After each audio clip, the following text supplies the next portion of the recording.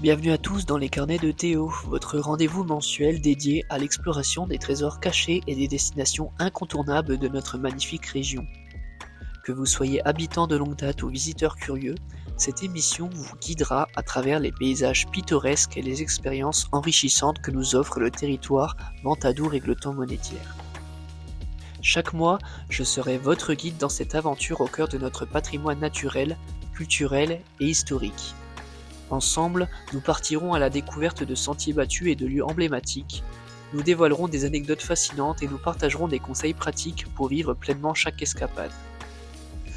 Ainsi, que vous soyez passionné de randonnée, amateur d'histoire, gourmet en quête de saveurs locales ou simplement en quête de dépaysement, les carnets de Théo sont là pour vous inspirer et vous accompagner dans vos prochaines aventures. Préparez-vous donc à embarquer pour un voyage au fil des ondes, où chaque épisode sera une invitation à l'émerveillement et à la découverte. Alors, installez-vous confortablement et laissez-vous transporter par la magie du voyage au sein de notre belle région. Aujourd'hui, pour ce 19e épisode des Carnets de Théo, l'aventure se poursuit, mais je ne suis pas seul.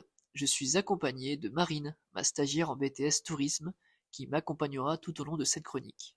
Bonjour à tous. Et pour cette nouvelle exploration, nous prenons de la hauteur, direction Perret-Belair, l'un des villages les plus élevés de tout le Limousin, perché à près de 940 mètres d'altitude. Ici, nous sommes au cœur du parc naturel régional de Millevaches en Limousin, entouré de Soudeilles, Égletons, et d'une constellation de petits hameaux typiques, la Brette, Teillac, le Terrier, la Vergnole, et plein d'autres encore. Loti dans un véritable alvéole naturel, Perret-Belair offre un panorama grandiose sur les contreforts occidentaux du plateau.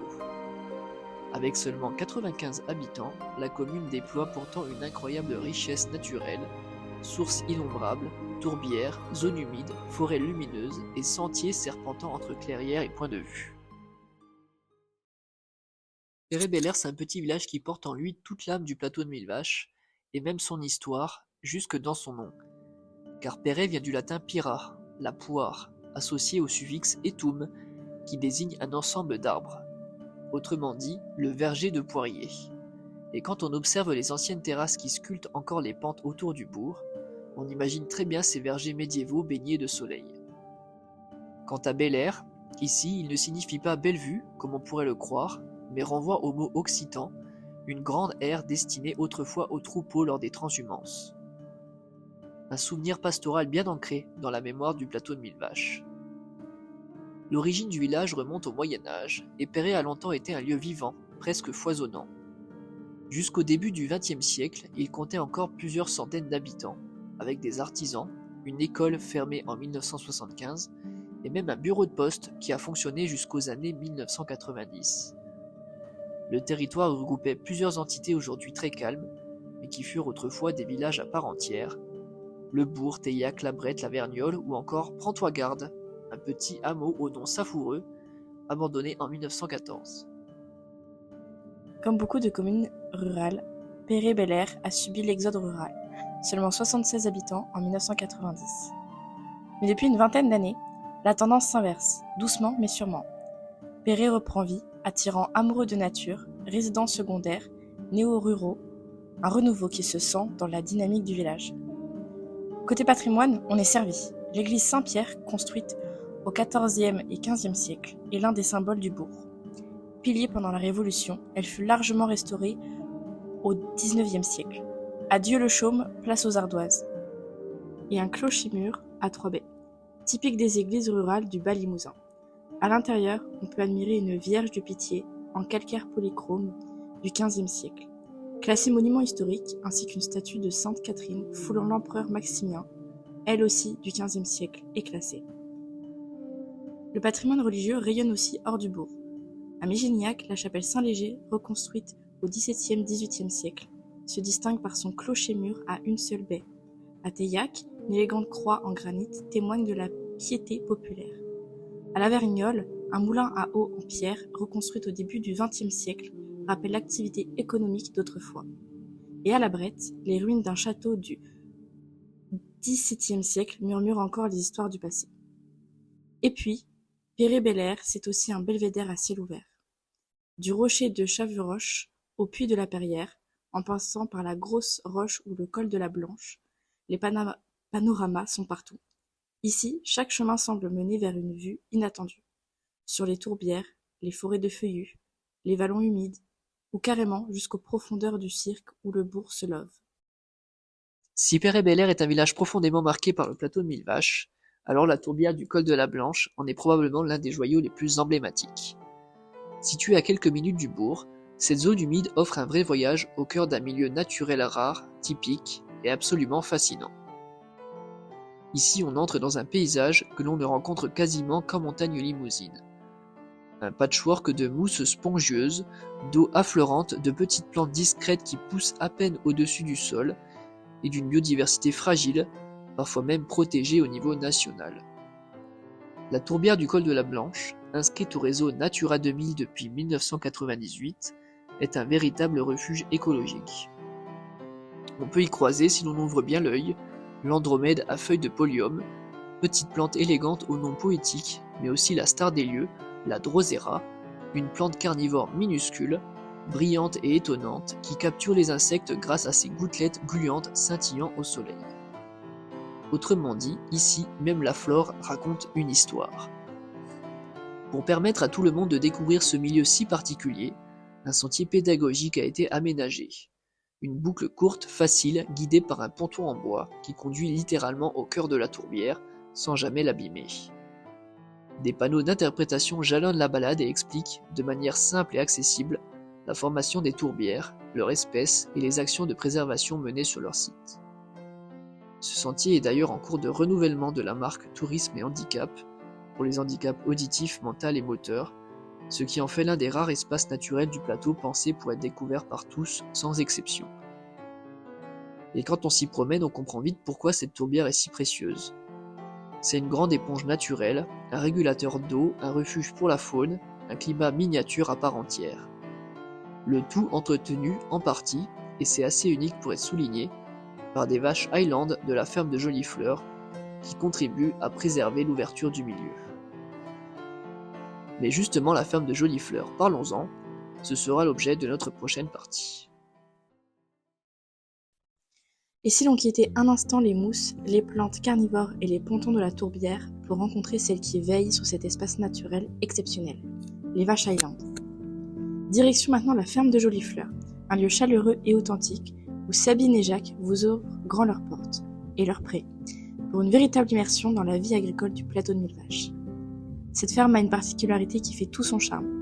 On y croise des vaches limousines et leurs veaux de lait, élevés dans la pure tradition corésienne, mais aussi un troupeau de vaches écossaises Highland Cattle. Ces grandes dames à longues cornes et à longues franges rousses qui semblent sortir tout droit des Highlands. Elles sont superbes, robustes et elles ont un rôle essentiel, entretenir naturellement les tourbières, notamment celle du col de la Blanche que l'on vient d'évoquer. Grâce à elles, les milieux restent ouverts, diversifiés et la biodiversité continue de s'y épanouir.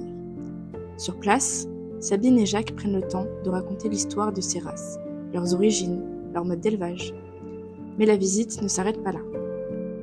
La ferme est aussi un véritable paradis pédagogique où l'on peut approcher, nourrir ou même caresser les moutons, les chèvres, les ânes, les lapins et bien sûr les veaux et les vaches de la ferme. Une expérience très sensorielle, vivante, idéale pour comprendre le quotidien d'une exploitation agricole moderne, mais aussi pour renouer avec la nature.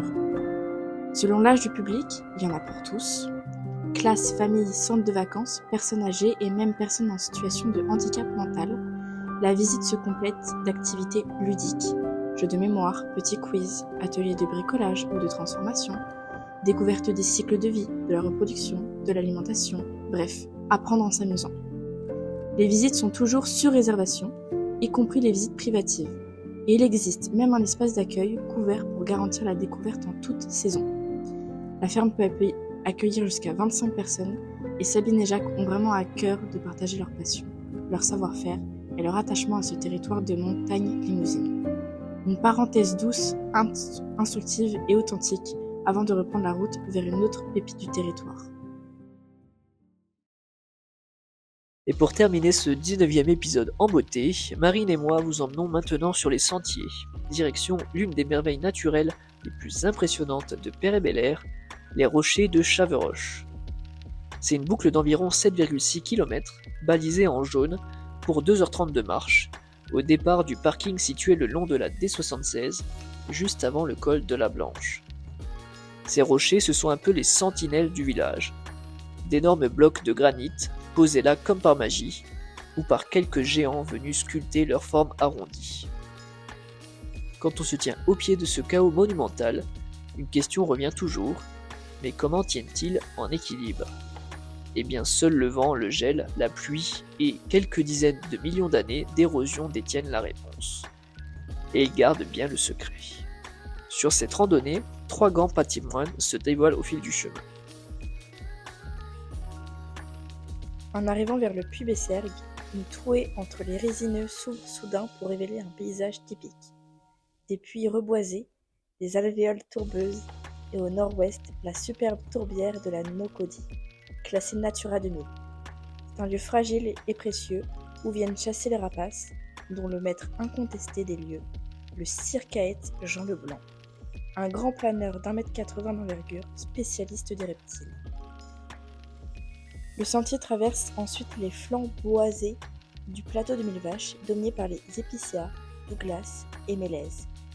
Ici, la forêt est partout, et ce n'est pas un hasard. La grande période du reboisement date des années 1950, portée par le Fonds forestier national. Aujourd'hui, avec plus de 90% de forêts privées, c'est l'un des secteurs qui crée le plus d'emplois en Corrèze. Une sylviculture jeune, mais qui façonne depuis plusieurs décennies déjà l'identité paysagère de la région. Et puis bien sûr, il y a eu les mastodontes de granit de Chevreroche. Pour comprendre leur présence, il faut imaginer le puits balayé pendant des millions d'années par les éléments. Le sol s'est peu à peu érodé, laissant apparaître la roche-mère granitique. Les blocs fissurés naturellement se sont dissociés sous l'action du gel. Puis l'eau et le vent ont poli leur forme pour donner ce chaos magnifique, presque sculptural, qui semble sorti d'un décor de cinéma. C'est un lieu qui inspire autant qu'il interroge. Silencieux, majestueux et totalement intemporel. Et voilà, cet épisode consacré à Péré-Bel-Air touche déjà à sa fin. Avec Marine, on espère vous avoir donné envie de grimper sur les hauteurs du plateau de Mille Vaches, de vous perdre dans ces hameaux serrés dans leurs alvéoles, de flâner du côté de l'église Saint-Pierre, de respirer l'air pur des tourbières du col de la Blanche, et bien sûr d'aller saluer les vaches Highland de la ferme de Jolies Fleurs. Péré-Bel-Air, c'est ça.